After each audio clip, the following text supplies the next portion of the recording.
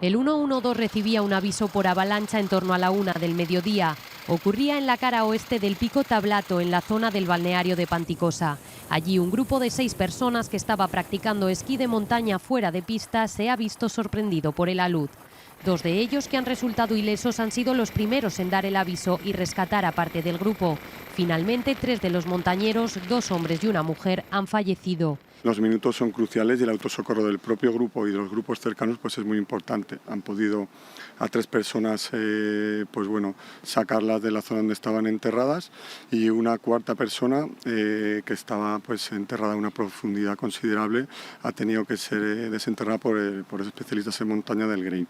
Hasta allí han acudido una quincena de efectivos con 2 perros de búsqueda. Han sido los canes quienes han encontrado al último de los fallecidos.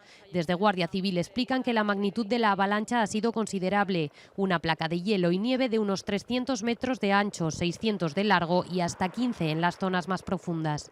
No es una zona tampoco propensa a este tipo de aludes porque es una alud muy grande.